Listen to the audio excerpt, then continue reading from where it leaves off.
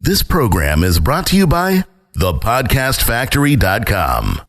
To get a transcript of today's show, plus all future transcripts emailed to you, go to offthechainshow.com.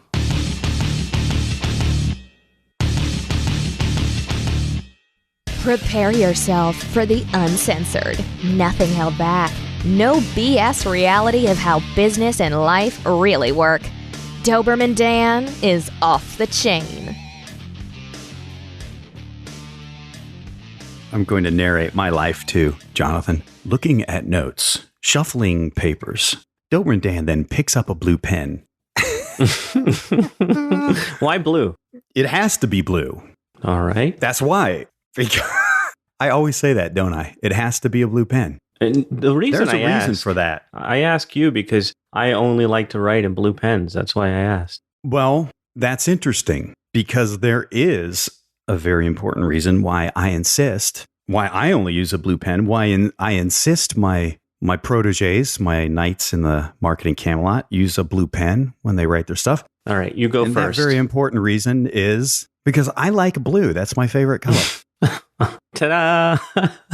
Yeah, but now I regret saying that. Edit all this out. All this stuff, because I blew the secret. Everybody asks me that all the time because I write it all the time. I've created mini empires with nothing but a yellow legal pad, a blue pen, and then in parentheses, and yes, the pen must be blue, and the squishy gray matter between my ears. And people always ask, why the blue pen? And I keep them in suspense, like that's some big, deep, dark secret of success. No, I like blue. Therefore, because I like it, I must force my likes upon you. Minions, you must write in blue. That's right. Follow me. Do as I say, unquestioningly. That's right. Speaking of creating mini business empires, so why did you get into business, Jonathan? Why did I get into business? That's a very simple answer, because I hated my overlords. I always thought I was smarter than them, and I was really the worst employee you could ever meet. I only know that now, though, now that I have employees. Well, it gives you a different perspective, doesn't it? Sure does. That's why I think that's one of the top reasons a lot of people go into business, that just the not wanting to be controlled by others, limited by others. And let's be honest with, the money is a big part of it too. Not being controlled and not being limited, being able to make the amount of money that you choose to make, or wanting to be compensated in direct proportion to your efforts and investments is, I think, a big reason. Yeah. I don't know. I've asked that question a lot. I get very similar answers like you just gave me. The one I never seem to get is, well, I went into business so I could endure all kinds of endless pain and suffering for minimum financial rewards. I never hear that one. God, and that's the norm. Well, yeah. I mean, judging by most of the business owners' actions I see, that looks like what they want. I mean, I see people do all kinds of boneheaded, stupid stuff that just ensures constant frustration with little financial gain. Seriously, it's like, they, in spite of giving lip service to this entrepreneur thing, for the transcriptionist, that is THANG. Get it they right. treat their, yeah, exactly. Come on. They should know my lingo by now. Yeah. Fodder. The classic from the transcriptionist. You must have fodder for your copy. Okay, well, or farter. Yeah, whichever you prefer, I guess. Whatever motivates you. I'm going to say something here, Dan. You just gave me something. The next time somebody asks me why I went into business, my answer is going to be because I'm a masochist. There you go. Because you're a masochist.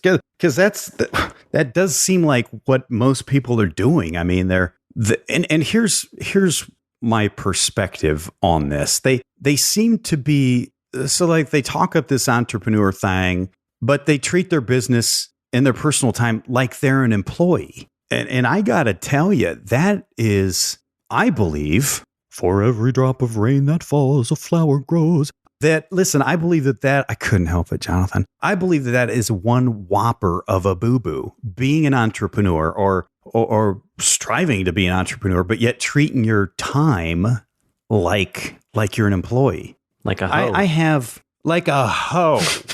That's right. I honestly don't know how to spell that for the transcriptionist, because HOE is a garden implement. Drop the E. And is it without the E? Or is it a apostrophe instead of the E? HO apostrophe. But then that would indicate, the apostrophe indicates that you're dropping a letter, which one would naturally assume is a letter E, which then we're back to talking about a garden implement. So let's just, you know what? Let's just let the transcriptionist figure out how to spell hoe. Yeah. Treating your time like a hoe. I'm going to present an alternative scenario. This is one that maybe you've not heard before. I was not familiar with this concept. I stumbled into it by pure stupidity and actually worked out pretty good. But how about this? How about you leverage your time and your business for the maximum ROI in minimum time? ROI. Should I define that, Jonathan? Maybe you should. Or does everybody? Return on investment in minimum time. So how about you work hard doing everything as efficiently as possible? I'm going to say for 5 years. If it's 6 years, 7 years, 10 years, whatever, we're not going to complain. But let's start with 5 years, 60 months, 60 months. Then instead of treating your time like a hoe and doing dollars for hours, you treat your time like an entrepreneur. 60 months. Then you sell the business for a 5 times, 6 times, 7 times, I don't know, maybe 10 times or more multiple of net. And then you have the rest of your life to do whatever the hell you want. Doesn't that make a lot more sense than being some kind of masochistic martyr? As if that's like honorable or something. I hear all these entrepreneurs bragging about, it's hustle, man. It's from the time I get up at 3:30 in the morning till the time I go to bed at 1:30 in the morning. It's nonstop. Like, that's a badge of courage or something. Like, that's honorable. And man, enduring the daily grinded out pain and suffering with no end in sight, that to me, that just sounds horrible. I mean, that's like the exact opposite of what everybody says they got into business for. But yet I keep seeing people doing this. It's the daily grinded out, no end in sight. Listen, I've done both fairly recently. 2015 was a grinded out year for me. That's probably why I'm bitching about this. I'm not so you think I'm creating this content for you, do you, dear listener? Oh, no, I'm saying the stuff that I need to hear. And hopefully maybe you'll benefit from it too, but I'm benefiting from it. So that's all that matters, isn't it? Listen, I've done both. 2015 was insane. And that was really pain and suffering with no exit date. I had no exit date. It was just, I'm going to say yes to everything. Oh, geez, I'm flattered that this 800-pound gorilla asked me to write copy. I'm going to say yes. In addition to the other 99 things I said yes to. No end in sight, man. And I did put an end to it at the beginning of this year. But, I've also done the other thing. I've built businesses, cashed out, and enjoyed several periods of, I guess we could call it mini retirement. And I can tell you this, man, being cashed out and retired beats grinded out with no end in sight 1,000,000 times over. Here's a good example. My entire 2015 would be a good example of the grinded out with no end in sight. But here's an example how most entrepreneurs are just flagellating themselves to death for pitifully small financial rewards. Flagellating, okay? That's with a G, FLAGELLATING. Because as soon as I said that word, I'm like, I'm going to use a 50-cent word. And I'm thinking, flagellating, that's a good one. And then in my mind, I'm thinking, here I can see it. The transcript is going to come in and they're saying, this is how people are flatulating themselves. Totally different meaning, my friend, totally different meaning. But this morning, I decided to pull this project off the shelf. So I backburnered for probably 18 months. And the first thing I did was look at the sales copy. I had written 46 different drafts. Wow. Of just the first sentence. No. It was worse when I looked at the headlines. I mean, it was even more ridiculous. That kind of obsession probably qualifies as mental illness. I'm telling you, man. So this got me to thinking. The ramblings of a marketing madman, it will make sense eventually. Just let me ramble, and I'll come back around to my point. It totally got me thinking when I started my first mail order business. So I was a total wet behind the ear copywriting rookie. So I wrote my own copy, and I thought, mistakenly, by the way, that I couldn't afford to hire a copywriter. But so you want to know what happened with that? Because I was a rookie and didn't really know about writing copy that would convert. Every project, that entire mail order business and every other project and product in that mail order business took 3 to 4 times longer than it should have. Definitely 3 to 4 times longer than an experienced copywriter could have done it in. And I had to write and rewrite endless drafts and test and retest time after time after time. So that hurt me 3 ways. Number one, I pissed away a lot of time doing something I should have hired somebody else to do. I know some people who follow me because I'm an A-list copywriter are now shocked. They're probably gasping right now that I just made that statement. Yeah, I should have hired somebody else to write the copy because of the amount of time it took me to do that. An experienced copywriter could have gotten it done a lot faster. By the way, time I'll never get back. Now, back then when I started my mail order business, I had a different perspective than I do now. I would really like to have that time back now because, frankly, I now realize I got more days behind me than ahead of me. That long rambling was point number 1. Point number 2, I spent 3 to 4 times more money in ad spends than I would have had to spend if I would have hired an experienced copywriter. Since I chose to do it myself, way more money spent in ad spends because I couldn't get it right the first time. Not saying an experienced copywriter can get it right every time the first time, but they sure as hell can get it closer to right than a rookie like me did back in the day. Number 3, it delayed me way too long from the only reason I started a business in the first place, the making of the money. I did not start my mail order business to slave writing copy and learning all this stuff the hard way and having to spend more money in ad spends to try to get it right. My point of all this, it's taken me 21 years of blood, sweat, and tears and losing millions of dollars of my own money. This was my own money. This wasn't me doing client work and losing their money. This is my own money, literally, no exaggeration, millions of dollars, to get to the point where I'm finally a good copywriter. 21 years. So that's supposedly a good thing, right? I'm not so sure.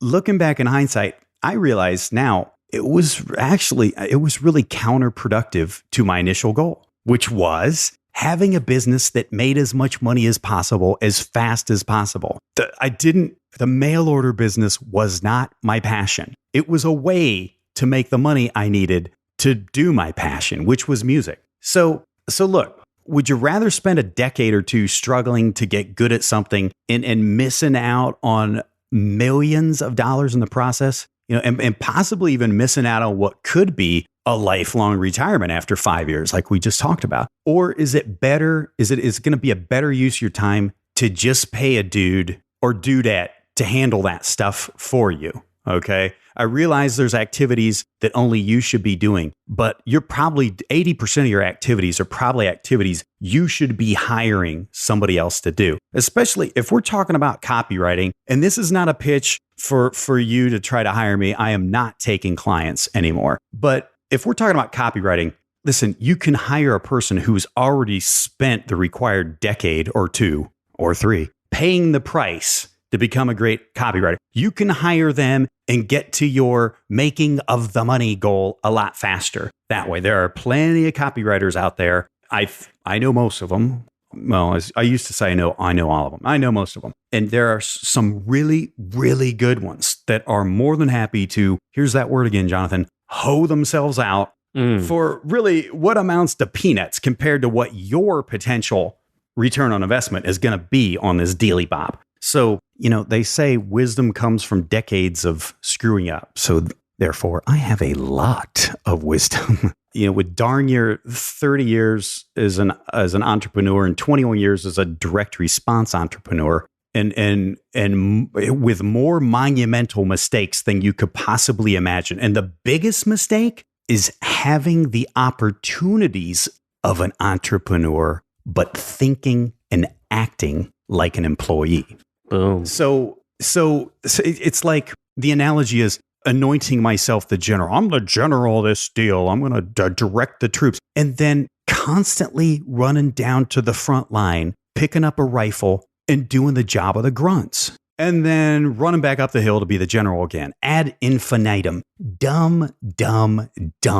And listen, this boo-boo has screwed up at the very least, 3 opportunities I had that could have been cashed out for millions. Like we might have been having this conversation from my private island, Jonathan. I don't think you'd be doing a show. Well, that's right. No, I really wouldn't. I'd be pushing sand into the ocean and contemplating my navel. Of course, one of these opportunities, I don't know this for sure, but I'm pretty sure if I would have understood what I'm talking about today, I could have sold that deal for at least 10 million. Yeah, maybe not in 5 years. It could have been maybe 10 years, but still. And we're talking 10 million. Like this was back in the mid 90s when 10 million was still a lot of money.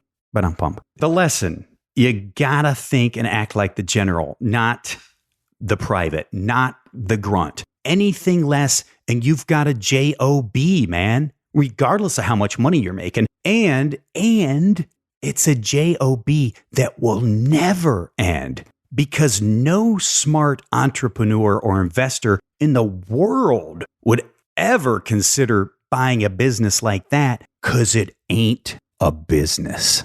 Wow. That's deep, man. What do you have coming up for us next time, Mr. Doberman Dan, sir? Well, we got a follow-up with Sean D'Souza. We had a great interview with him. Did you let him know ago, right? It's a half hour this time? Because I forgot to mention that. Oh, snap. I did not. All right. We'll have to mention that. Yeah, a little boo-boo on the last one. So he came prepared last show for an hour presentation. And at the half-hour mark, we're like, well, thanks a lot. Have a nice life, and bye-bye. Get the hell out. Yeah. You ain't got to go home, but you can't stay here. But yeah, all right. So I'm looking forward to it. And I believe you've even purchased more of his products since that last time. So you guys will have more to rap about. So that is a wrap for Doberman Dan's Off the Chain show. We will be back with you next week. Thank you, Dan. And thank you, K9 Crew, for tuning in. Thanks for tuning in, and remember, to get a transcript of today's show emailed to you, go to offthechainshow.com. This is the podcastfactory.com.